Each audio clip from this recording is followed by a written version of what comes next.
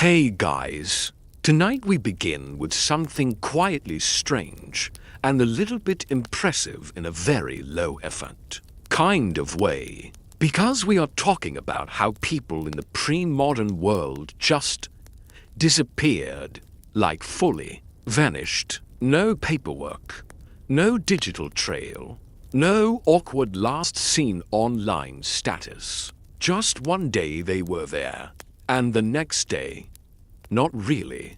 And honestly, it worked. Way better than you might expect. So go ahead and dim the lights. Get comfortable. Maybe stare at the ceiling like you're also considering leaving society behind. Because for a surprisingly long stretch of history, that was not only possible, it was kind of common.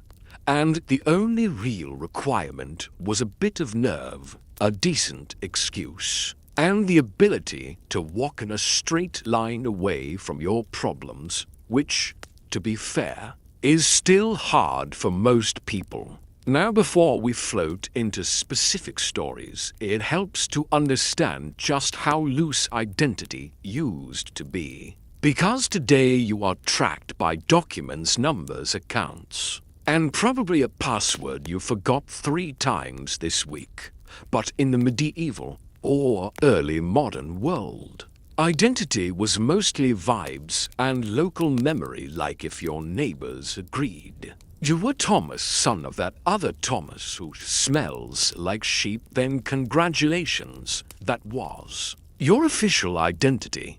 And if you left that village, well, suddenly no one knew who you were. Which is both freeing and slightly concerning, because it means you could reinvent yourself, or accidentally become someone else just because you answered to the wrong name once, and didn't correct it, because correcting things requires energy, and people back then were just as tired as you are right now. Let's start gently with deserters, because of course soldiers figured this out early. They are standing in a muddy field. Someone is yelling about honor. Another person is dramatically waving a sword. And our guy is thinking, what if I simply wasn't here? And the beauty of pre-modern armies is that record keeping was often chaotic. Names were misspelled. Roles were incomplete, and if you slipped away during a march or after a battle, there was a decent chance no one would track you down unless you were particularly important. Which, let's be honest, most soldiers were not. So disappearing was less like a high-stakes spy mission and more like quietly leaving a party without saying goodbye. Except the party involved spears. And once you left, you had options. You could head to another region, join a different army under a slightly altered name, or just become a farmer. Because farming was the universal fallback plan. No resume required, just show up. Say you know how to hold a tool, and hope no one asks follow-up questions. Which they usually didn't, because everyone was too busy surviving to conduct a full background check on the new guy who looked vaguely competent and didn't immediately ruin the crops. Now, of course, not everyone disappearing was running from war. Some people were running from themselves, or more specifically from debts, scandals, or extremely awkward social situations that could not be fixed with a polite apology. And this is where things get a bit more creative, because if you were in a town where people actually knew you, you couldn't just walk out in broad daylight and expect no one to notice. So people started faking their deaths, which sounds dramatic, but was often done with a surprisingly casual level of effort, like arranging for a body to be identified under questionable circumstances, or simply disappearing during a chaotic event and letting everyone assume the worst. because once people believed you were dead, they usually stopped looking for you, which is honestly still true. People tend to respect death as a kind of final boundary, even if it's slightly fictional. There's something oddly calm about how these fake deaths worked.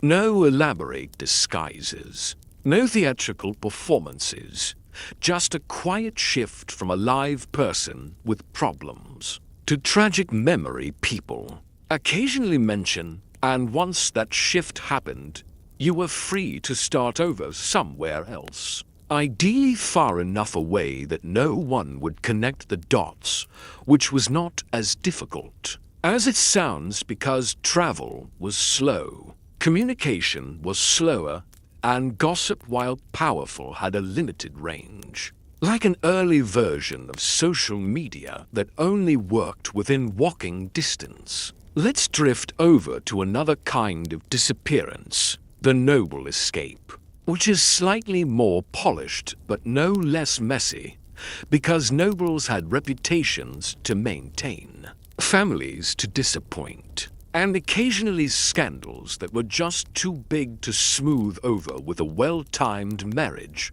or a generous donation to the church. So when things got uncomfortable, some of them simply left, not always dramatically, sometimes just quietly relocating under a different title or name.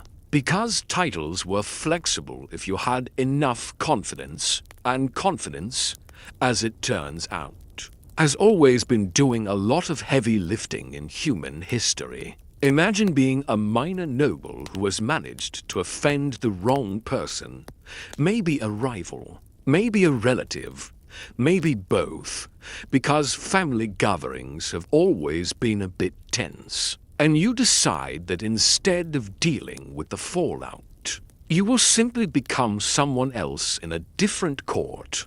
And the wild part is, this could actually work, because while major nobles were well known, smaller ones could slip through the cracks, especially if they moved far enough away and carried themselves with just enough authority to discourage questions, which is a strategy that still works in certain situations, though probably not recommended. And then there are the religious disappearances, which are less about running away and more about stepping sideways into a different life. Because joining a monastery or convent was one of the most socially acceptable ways to vanish.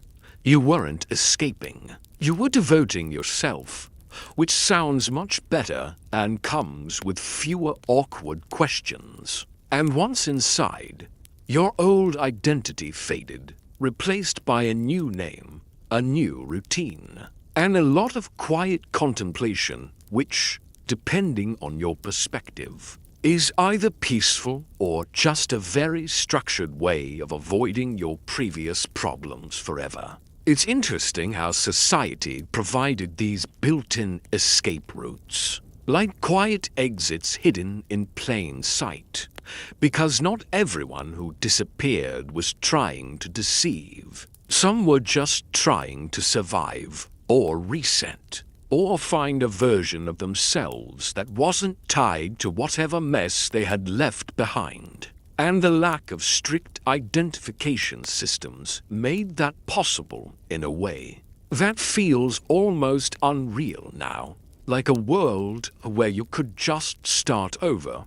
No forms, no verification, just a new place and a slightly different story. Of course, this freedom came with risks, because if you could reinvent yourself, so could everyone else, which means the person you just met might not be who they say they are. And there's a quiet tension in that, a kind of background uncertainty that people simply lived with, trusting appearances, because they had to, and occasionally being very wrong, but continuing anyway, because life doesn't pause for identity verification. Now, Let's gently settle into one more thought before we continue. Because disappearing wasn't always about leaving a place, sometimes it was about fading within it, becoming less noticeable, less involved, slowly stepping back until you were almost invisible, which is a different kind of vanishing, less dramatic, more gradual, like turning down the volume on your own life. And while it doesn't make for a flashy story, it might have been the most common method of all. Because not everyone needed to run away, some just needed to be less seen. And with that soft idea in mind, we can slowly drift forward. Because the ways people disappeared only get more inventive from here, and the reasons only get more human. And as we continue, you might notice a quiet pattern forming, not just in history, but in people. Because whether it's a medieval deserter, a disgraced noble, or someone quietly slipping into a monastery, the impulse is strangely familiar. The desire to leave one life behind and begin another. Preferably somewhere quiet, where no one asks too many questions, and where, for a little while at least, you can just exist without explaining yourself, which, honestly, sounds kind of nice. And where we left off, with the idea of becoming less seen, it gently opens the door to something even more common and oddly simple, which is not disappearing completely, but just adjusting your identity slightly, like changing your name, your story, your place of origin, just enough that the edges blur, and no one feels confident enough to question it. Because in a world without centralized records, confidence could carry you surprisingly far. And if you said something calmly enough, people often just accepted it. Because arguing requires energy, and most people had other things to worry about, like food, weather, or not accidentally stepping in something unpleasant on the street. So imagine you arrive in a new town, dusty, tired, and ready to begin again, and someone asks, "Who are you?" Which is a very reasonable question, and instead of telling your actual story, which may involve debts, bad decisions, or a slightly dramatic exit from your previous life, you simply say, "I'm Johann, from somewhere over there," and you gesture vaguely in a direction that sounds believable. And that's it.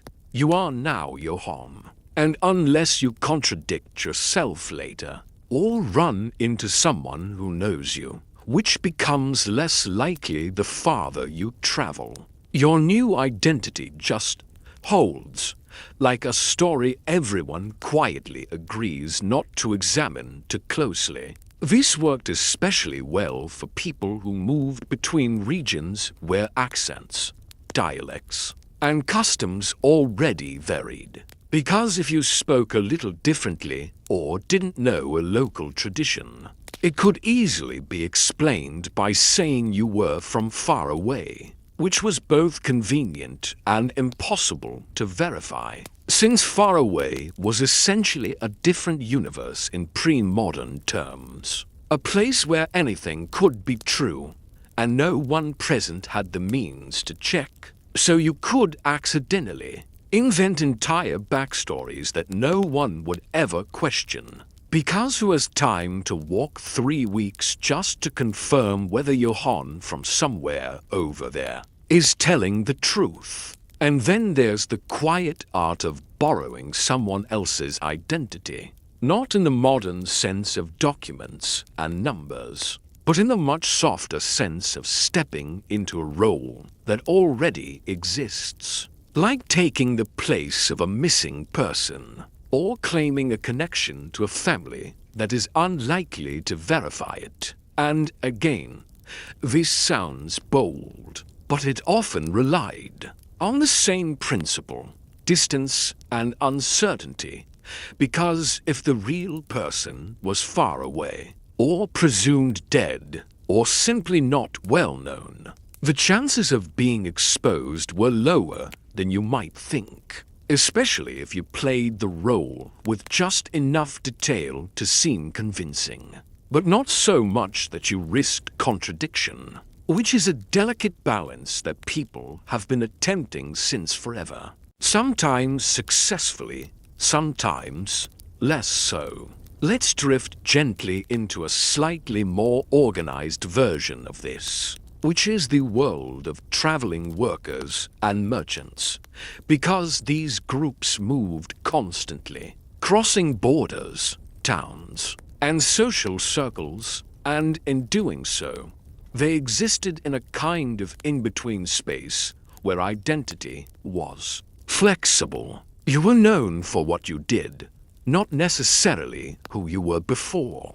So if you could demonstrate a skill, whether it was blacksmithing, trading, or even something as simple as carrying goods, without dropping them, you could establish yourself in a new place without too many questions about your past, because usefulness has always been a strong substitute for background checks. And, of course, not everyone was entirely honest about their skills either. Because if you said you were a trained craftsman, people might believe you long enough for you to figure things out as you went, which is a strategy that has a long and proud history, though it occasionally resulted in less than ideal outcomes, like tools breaking, structures leaning, or customers slowly realizing that maybe Johann from somewhere over there was not quite as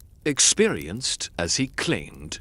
But by the time that realization set in, Johann might already be on his way to the next town, continuing the cycle with a slightly revised story and perhaps a bit more actual skill than before. Because practice, even accidental practice, does add up. Now, let's float over to something a little more subtle, which is how communities themselves sometimes helped people disappear, not out of deception, but out of quiet understanding. Because if someone arrived with a vague past and a clear desire to start over, many communities were willing to accept them, especially if they contributed in some way. And there's a gentle practicality to this. Because in a world where life was hard, having another pair of hands was often more valuable than knowing every detail of that person's history, so a kind of unspoken agreement formed. You don't ask too many questions, and I won't give you a reason to regret that choice. And most of the time, that was enough. This creates an interesting contrast with the idea of authority. Because while local communities might be flexible, larger institutions like kingdoms or churches occasionally tried to impose more structure, keeping records, issuing documents, tracking people in limited ways, but these systems were uneven, inconsistent, and often easy to bypass if you simply moved outside their immediate reach. Which means that even as early forms of identification began to appear, they didn't fully close the gaps. They just made the game slightly more complex, adding a few extra steps for those who wanted to disappear, but not making it impossible by any stretch. And speaking of complexity, let's gently ease into the world of disguises, which sounds dramatic, but was often less about elaborate costumes and more about small practical changes, like altering your clothing to match a different social class or adjusting your grooming, your posture, your way of speaking. Because identity is not just what you say, it's how you present yourself. And if you could convincingly adopt the outward signs of a different role, people were more likely to accept you as belonging to that role, which again comes back to confidence. Because if you act like you belong somewhere, people often assume you do, unless given a strong reason to think otherwise. There's something almost relaxing about how low-tech all of this was. No need for forged documents or complex plans, just a series of small adjustments, a new name, a different outfit, a slightly altered story, and suddenly you are someone else. Not entirely, of course. Your memories and habits come with you. But in the eyes of others, the shift is real enough to hold. And that's all that matters for the purpose of disappearing. Because disappearing is less about erasing yourself completely and more about stepping out of one narrative and into another, preferably one that is quieter and less complicated. And yet, despite all this flexibility, there were limits. Because certain people were simply too visible to vanish easily. Kings, major nobles, well-known figures, their lives were too documented, too observed, too entangled with others. So their attempts to disappear, when they happened, tended to be more dramatic, more noticeable, and often less successful, which creates a kind of quiet irony. The more powerful you were, the harder it was to escape your own identity, while the average person, with far fewer resources, had a much easier time slipping away unnoticed, which is not how we usually think about power, but makes sense when you consider that anonymity is, in its own way, a kind of freedom. Now, before we drift onward, let's pause for a moment on the idea that disappearing wasn't always permanent. Sometimes people returned, years later, with a new story, or even their old one, stepping back into a life they had left behind, which could be complicated. Because people had moved on, assumptions had been made, and the sudden reappearance of someone who was thought to be gone could disrupt the quiet balance that had formed in their absence, leading to confusion, skepticism, or in some cases, a polite but firm suggestion that perhaps it would be better if Johann from somewhere over there remained somewhere over there. And with that gently awkward image in mind, we can continue drifting forward. Because the more we look at these quiet disappearances, the more they start to feel less like rare and more like a natural part of life in a world without rigid systems of identity, a kind of background option that people could use when needed, whether to escape, to reset, or simply to find a place where their story could be a little simpler, a little quieter, and perhaps a little easier to live with, which, as we move into the next part, will lead us into even stranger and more creative ways people managed to step out of their lives, sometimes with surprising success, and sometimes with outcomes that were, well, about as messy as you might expect. And as we continue this slow, almost sleepy walk through medieval lives that refuse to end when expected, we arrive at a place where torture was not just an occasional tool, but something far more structured, far more routine, and in some ways far more unsettling, because once a system becomes organized, it stops feeling like chaos and starts feeling like normal life, which is always a little concerning, especially when that normal life includes scheduled interrogations and carefully recorded confessions. In certain parts of medieval Europe, particularly where religious courts held influence, torture became part of a formal process, something that followed rules, guidelines, and procedures. And while that might sound like an improvement, like perhaps things were becoming more controlled, more reasonable, it mostly just meant that everything was written down, repeated, and refined, Because if humans are good at anything, it's turning uncomfortable practices into well-documented routines. So let's imagine a survivor from one of these systems. Someone who has passed through not just a single moment of interrogation, but a sequence of them, each one carefully noted, each confession compared, each hesitation observed, and eventually, after providing enough answers, or at least answers that satisfied the people in charge, they are released not because they are proven innocent, but because the process has reached its conclusion, which is a very official way of saying, we're done here. Now, stepping out of that environment and back into the world would feel strange, to say the least, because inside the system, everything had a kind of structure. Even if it was an unpleasant one, there were expectations, routines, roles, but outside life was unpredictable again. And for someone who had spent weeks or months being questioned, observed, and controlled, that sudden return to freedom was not always comforting. Sometimes it felt more like being dropped into a story where you no longer understood the rules. And then there's the matter of identity, because during these processes, survivors were often defined very narrowly as suspects, as heretics, as people who needed correction. And once you step back into society, you're expected to expand that identity again, to become a neighbor, a worker, a family member. But that shift is not automatic. It requires effort, both from the survivor and from the people around them. And as we've already seen, that effort was not always evenly distributed.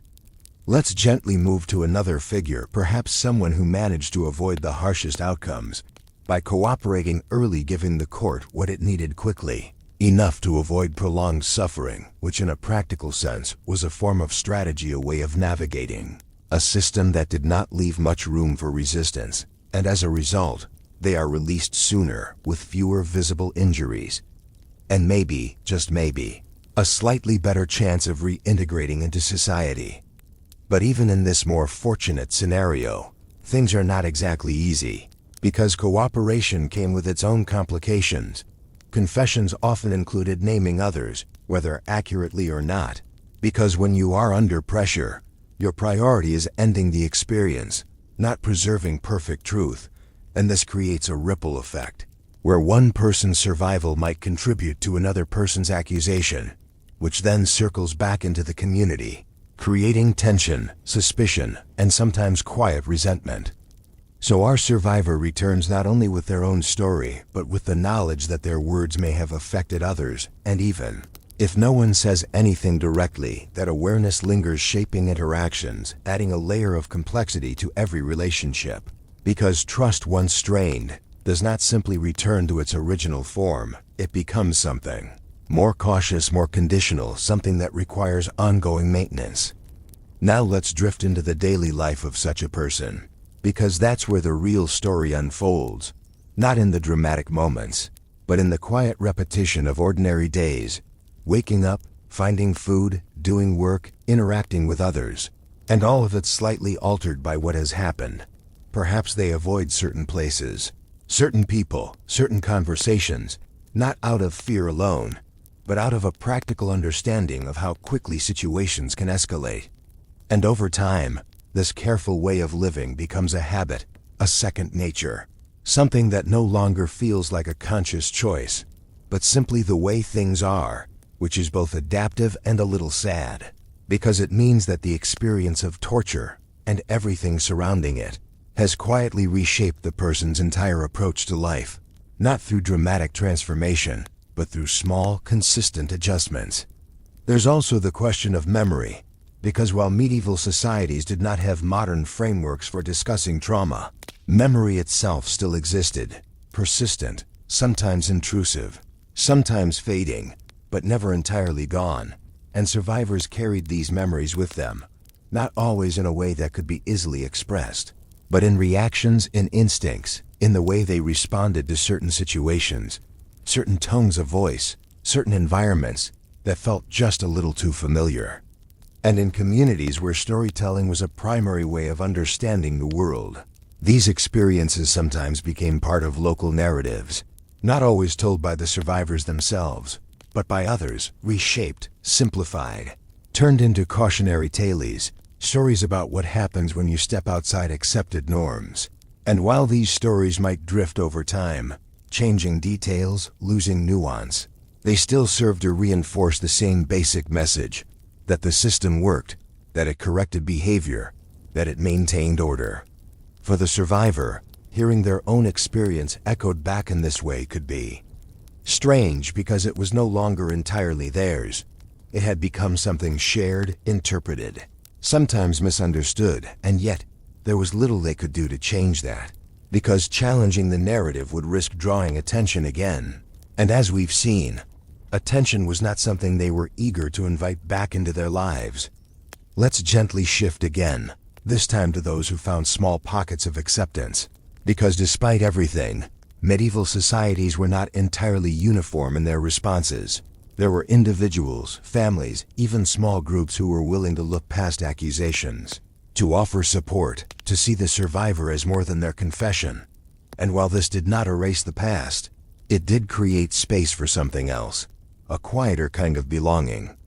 In these spaces, survivors could begin to rebuild not just their routines, but their sense of self, slowly, cautiously, testing the boundaries of what was possible, what was allowed, what felt safe. And over time, some managed to create lives that, while never entirely free from the shadow of their past, were stable enough, meaningful enough, to continue without constant fear.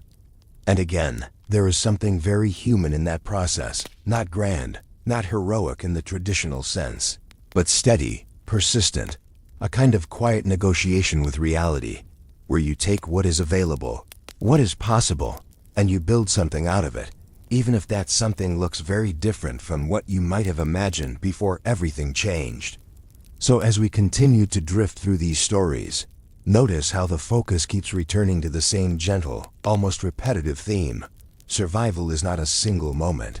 It is an ongoing condition, one that requires adaptation, patience, and a certain level of acceptance, not of what happened, necessarily, but of what comes next. And as we move into the next part, we'll begin to explore how these experiences varied across different regions and social classes, because as always in history, where you were and who you were made a difference, sometimes a small one, sometimes a very large one, and occasionally a difference that shaped everything that followed.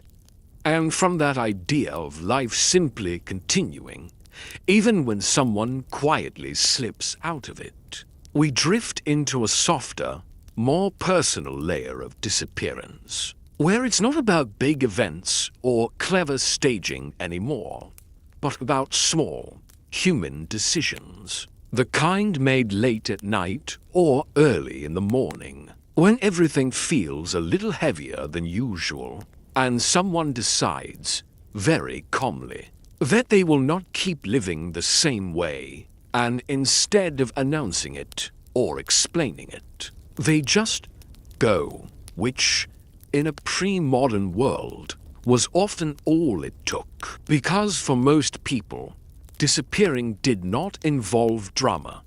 There were no grand plans, no carefully constructed identities waiting on the other side, just a direction, a few belongings, and the quiet hope that wherever they ended up would be simpler, and that simplicity is important. Because while we often imagine historical lives as structured and fixed, they were, in many ways, fluid, especially for those without wealth or status. And that fluidity made it possible to step out of one life and into another, without needing to justify every detail along the way. Let's gently settle into the lives of ordinary people for a moment, because they are the ones who used this quiet flexibility the most. Farmers, laborers, servants, people whose identities were tied more to what they did than who they officially were. And if one day a farmhand left and another arrived, with a similar set of skills and a willingness to work, the transition could be almost seamless, because the role mattered more than the individual, which sounds a bit impersonal. but also created space for reinvention, because if you could fill the role, you could belong, at least enough to continue. And, of course, this also meant that if someone wanted to leave behind something uncomfortable, a failed arrangement, a debt, a disagreement that had grown too large to manage, they didn't need to resolve it in a formal way. They could simply step out of that situation and find another one somewhere else, where the past didn't follow quite so closely. And while that might sound like avoidance, it was often just practicality, because resolving every problem was not always possible, and survival sometimes required choosing a different path rather than fixing the current one. Now let's float a little closer to the emotional side of this, because disappearing wasn't always about escaping external problems. Sometimes it was about internal one's feelings of failure, shame, or simply the sense that one's current life didn't quite fit anymore. And in those cases, the act of leaving could feel less like running away and more like stepping toward something new, even if that something new was not clearly defined. And there's a quiet courage in that, though it's often mixed with uncertainty, because starting over without a clear plan is not exactly comfortable, even in a world where it's more possible. And yet, people did it again and again, not always successfully, not always smoothly, but often enough that it became a kind of unspoken option, something you could do if everything else felt too difficult. And that option shaped how people thought about their lives, even if they never used it. Because knowing you could leave changes how you experience staying. It adds a subtle sense of choice, even in situations that feel fixed. Let's gently shift now to something slightly more structured, which is how certain professions and lifestyles almost encouraged a kind of ongoing disappearance. Sailors, for example, spent long periods away from home, moving from port to port, sometimes forming connections in multiple places, sometimes leaving behind families or obligations without fully severing ties, existing in a kind of in-between state where their identity was spread across different locations, never fully anchored in one place. And that fluidity made it easier to step away entirely if they chose to, because the pattern of absence was already established. Similarly, traders and itinerant workers lived lives that were naturally mobile. And in that mobility, there was freedom, but also a kind of anonymity. Because if you are always moving, always arriving somewhere new, people know you only in fragments, small snapshots of who you are at a particular moment. And those fragments can be adjusted, refined, or quietly replaced over time, until the version of you that exists in one place is slightly different from the version that existed somewhere else. And eventually, those differences add up to something that feels like a new identity altogether. And then there's the quiet role of time in all of this, because the longer you are away from a place, the more your absence settles into acceptance. People adjust, memories soften, details fade. And after enough time has passed, returning becomes less likely, not because it's impossible, but because the connection has thinned and the life you left behind has continued without you, making your return feel less like a continuation and more like a disruption.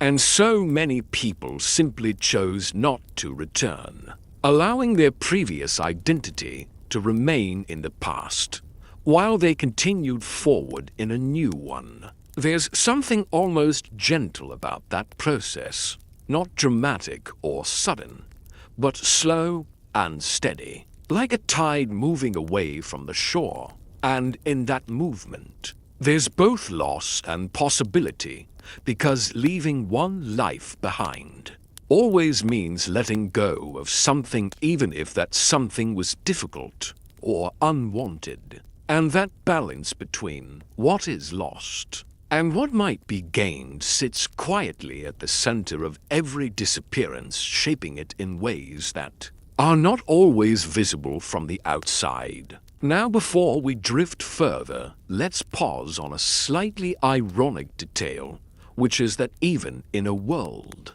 where disappearing was relatively easy, people still formed strong attachments, deep relationships, and meaningful communities, which means that leaving was rarely as simple as just walking away without consequence, because even if there were no official records, there were still memories, still people who noticed, who wondered, who perhaps felt the absence in ways that were not recorded but still very real. And that emotional layer adds a quiet weight to these stories, reminding us that disappearing is not just a practical act, but a human one. And yet, despite that weight, the option remained always there in the background, a quiet possibility, shaped by the loose structures of the time, the gaps in record keeping, and the flexibility of identity. And as we continue moving forward, we'll begin to see how these individual choices intersected with larger systems, how authorities tried, sometimes unsuccessfully, to track and control movement, and how people adapted in response, creating an ongoing balance between visibility and anonymity, structure and freedom, presence and absence, all of which come together to form this strangely calm, quietly complex world where disappearing was not an extraordinary event, but simply another path someone could take when their current one no longer felt quite right. And from that quiet balance between staying and leaving, we slowly drift into a space where things become just a little more structured, because eventually authorities began to notice that people disappearing all the time was not ideal, especially if those people owed taxes, military service, or explanations, and so, in their own slow and slightly inconsistent way, different kingdoms and institutions started trying to keep track of individuals, which sounds like the beginning of modern bureaucracy. But at this stage, it was more like a very determined attempt, held together with ink, guesswork, and a surprising amount of optimism, because early record keeping was, to put it gently, imperfect. Names were written differently each time. Spelling was flexible to the point of being almost decorative, and if you moved even a short distance, there was a good chance your records did not follow you, or if they did, they arrived late, incomplete, or slightly confused about who you actually were, which meant that even as systems were introduced to prevent people from disappearing, those same systems often created new gaps that could be used in exactly the same way as before, just with a few extra steps. Let's settle into something simple, like tax records, because these were among the earliest attempts to keep track of people, and on paper, they seem straightforward. You write down who lives where, what they own, and what they owe, and then you check again later, except in practice,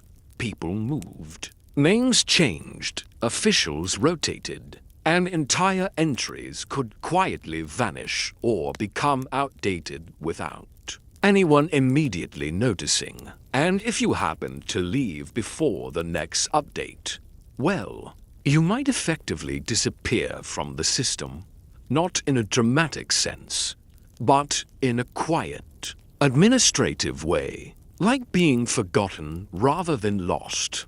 And then there were things like bosses or letters of introduction, early attempts to verify identity when traveling, which again sound very official, but relied heavily on trust. Because if you presented a document claiming you were someone, the person reading it had to decide whether to believe you. And unless there was a clear reason to doubt it, they often did, which meant that with a bit of effort, or sometimes just confidence, these systems could be navigated rather than strictly enforced, creating a situation where rules existed, but flexibility remained. Now, let's gently drift toward military systems again, because armies, having experienced the quiet vanishing of soldiers firsthand, did try to tighten things up, keeping better roles, organizing units more carefully, attempting to track who was present and who was not. But even then, the reality of movement, confusion, and human nature meant that people still slipped through, especially during transitions, after battles, or in the slow spaces between campaigns, where attention naturally drifted and records lagged behind events, allowing those who wished to leave to do so with a reasonable chance of success. There's a kind of quiet persistence in all of this, like a slow game between structure and freedom authorities building systems to track people, and people in turn finding ways around them, not always intentionally, sometimes just by continuing to live in ways that didn't fit neatly into those systems. Moving, adapting, changing, and in doing so maintaining a level of anonymity that would feel almost impossible today. Let's float now into cities, because as urban life grew, so did the need for organization, and cities began to develop more formal ways of identifying residents, guild memberships, local records, things that tied people to specific places and roles, and for those who were deeply embedded. In these systems, disappearing became a bit more complicated, not impossible, but requiring more effort. Because more people knew you, more connections existed, and leaving meant stepping away from a network, rather than just a single location. And yet, even in cities, there were edges, spaces where people could slip through, new rivals blending into crowded streets, workers moving between jobs, tenants changing frequently, and in that constant movement, identity remained somewhat fluid. Because while the center of the system might be structured, the edges were always softer, more flexible, and it is at those edges that most disappearances quietly happened, not in the spotlight, but just outside it. Now let's pause for a moment on something slightly ironic, which is that the more authorities tried to define and control identity, the more they revealed how difficult it actually was, because identity is not just a set of records. It is a collection of behaviors, relationships, and perceptions. And while you can write down a name, you cannot fully capture a person. And that gap between record and reality is where so many of these disappearances lived, quietly, persistently, just out of reach of any system that tried to contain them. And, of course, not everyone who disappeared was avoiding authority. Some were simply moving within the normal patterns of life, following work, family, or opportunity. And in doing so, they naturally drifted away from previous records and connections, becoming less visible in one. place as they became more established in another, which again shows that disappearance was not always a deliberate act. Sometimes it was just the result of movement in a world where movement was not perfectly tracked. As we continue to drift through this gently structured world, it becomes clear that the introduction of records and systems did not end the possibility of disappearing. It simply changed its shape, making it slightly more complex, slightly more deliberate, but still very much possible for those who understood how to move within or around those systems. And perhaps more importantly, for those who were willing to accept the uncertainty that came with leaving one identity behind and stepping into another. And with that quiet understanding, we can move forward again, because even as systems grew stronger, the human desire to leave, to reset, to quietly step away from one life and begin another, remained just as steady, shaping behavior in subtle ways and ensuring that, no matter how organized things became, there would always be paths, however narrow, leading out of the life you had and into something new, something quieter, and perhaps, if you were lucky, something a little easier to carry. And from that slow tug-of-war between systems, trying to hold people in place, and people quietly stepping around them, we drift into a softer, slightly more uneasy space, where not every disappearance worked quite as smoothly as planned. Because for every person who successfully became Johann from somewhere over there, there were others who almost made it, who came very close to slipping into a new life, but were gently pulled back by chance, memory, or the simple difficulty of pretending to be someone else for too long. Because as easy as it might sound to change your name and walk into a new town, the reality was a bit more complicated, not in a dramatic way, but in a slow, persistent way. Like trying to remember a story you made up and keep it consistent over weeks, months, or years. And humans, as it turns out, are not always great at that, especially when tired, distracted, or asked unexpected questions, which happened more often than you might think, because people are naturally curious in a quiet, casual way. So you might arrive somewhere new, introduce yourself with your carefully chosen name, settle into a routine, start to feel almost comfortable, and then one day someone asks a small, harmless question, something like, "Oh, what was your village like?" And suddenly you have to describe a place that doesn't quite exist, or at least not in the way you're presenting it. And you answer, of course, calmly, because confidence is still doing most of the work here. But there's a slight hesitation, a tiny inconsistency, nothing major, just enough to plant a seed of doubt. And most of the time that seed goes nowhere, but occasionally it lingers. And if it lingers, it can grow, slowly, quietly, not into a dramatic confrontation, but into a subtle shift in how people see you, a slight narrowing of trust, a few more questions, a bit more attention, and in a world where reputation matters, even a small crack can feel uncomfortable, because you are now maintaining not just a new identity, but also the perception of that identity, which requires ongoing effort, and effort, over time, becomes tiring.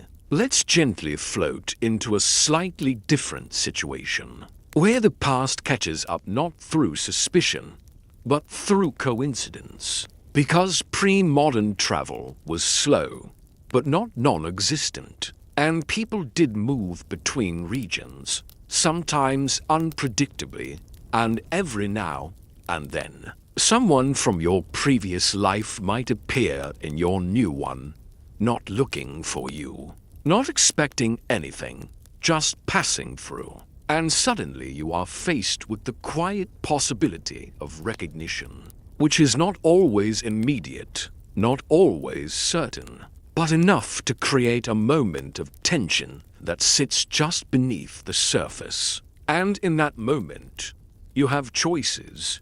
You can avoid, deflect, hope that time and distance have changed you enough to pass unnoticed, or you can confront it, acknowledge who you were, and risk unraveling the life you have built. And neither option is particularly comfortable, because both involve uncertainty, and uncertainty, as we've seen, is a constant companion in these stories. Now, let's drift toward those who were not trying to deceive anyone, but simply found that their attempt to start over did not quite settle into place. Because building a new life is not just about leaving the old one, it's about creating something stable in its place, and that takes time, effort, and a bit of luck.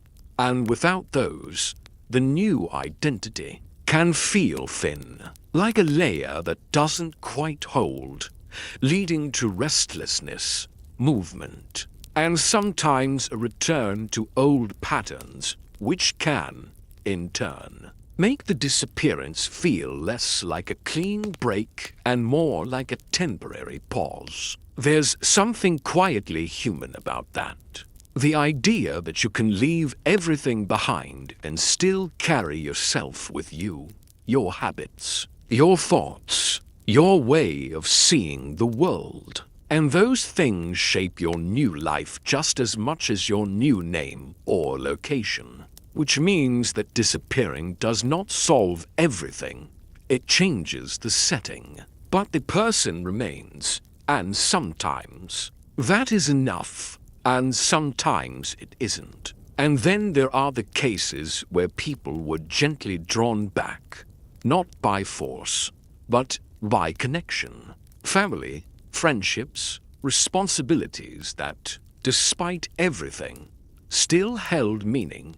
And over time, the pull of those connections could outweigh the desire to remain hidden, leading to quiet returns. Not always dramatic, sometimes just a reappearance. A gradual reintegration into a life that had continued in their absence. And while that might sound simple, it often came with its own complexities. Because time changes things, and returning is never quite the same as staying.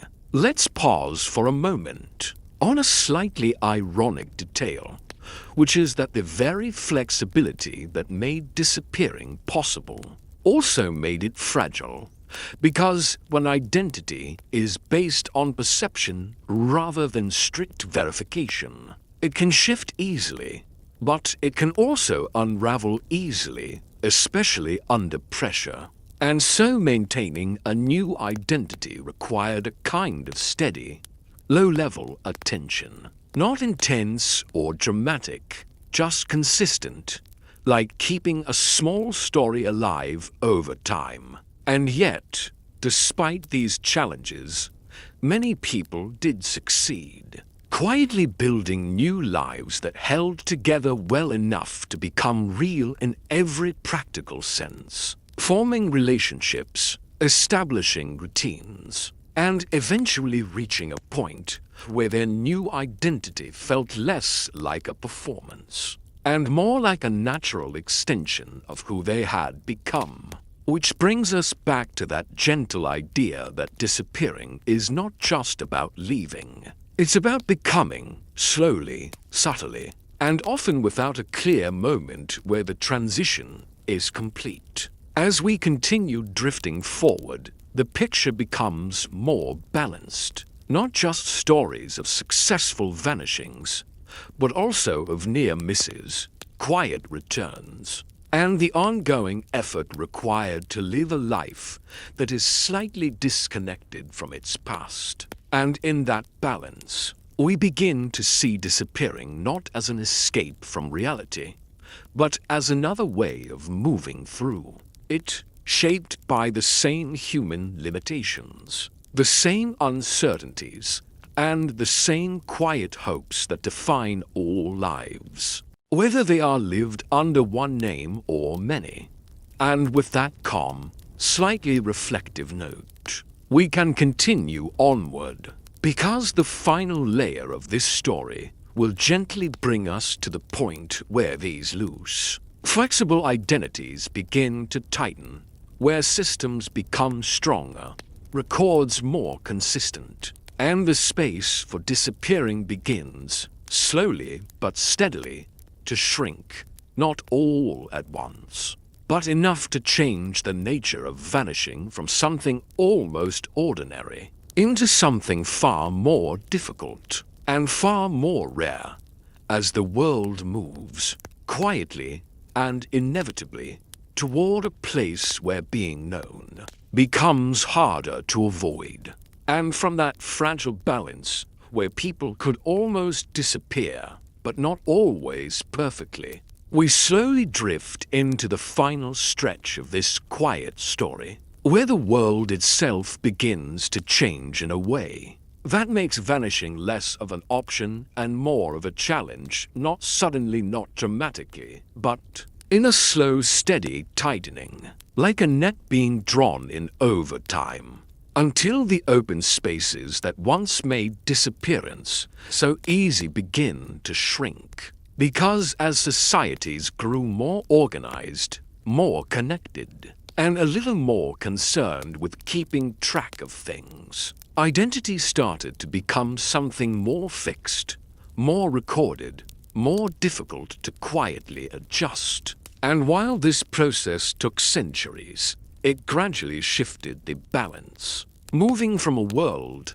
where you could say, "I am Johann from somewhere over there," and be accepted, to one where someone might gently ask, "Yes, but do you have anything that confirms that?" Which is a very different kind of question, and much harder to answer with just confidence and a calm voice. Let's settle into the idea of records becoming more consistent, because this is where things begin to change in a noticeable way. Churches kept better track of births, marriages, and deaths. States began organizing censuses. Towns recorded residents with a bit more care, and over time, these separate efforts started to overlap, creating a network of information that, while still imperfect, made it harder to simply slip away without leaving traces behind.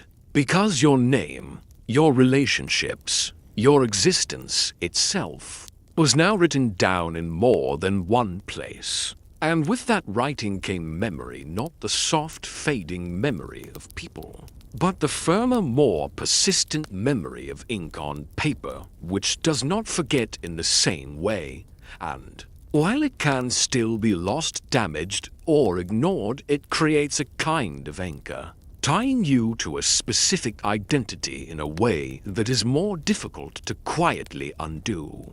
And this changes the nature of disappearing, because now it is not just about leaving a place. It is about leaving behind a recorded version of yourself that might, at some point, be compared to the person you claim to be elsewhere. Now, let's gently move toward travel, because as roads improved, trade expanded, and communication became more reliable, the distance between places began to shrink, not physically, of course, but in terms of information. News traveled a bit faster, people moved a bit more frequently, and the chances of running into someone who might recognize you, or at least question your story, began to increase, which adds a subtle pressure to maintain consistency. Because the world is no longer made of isolated pockets,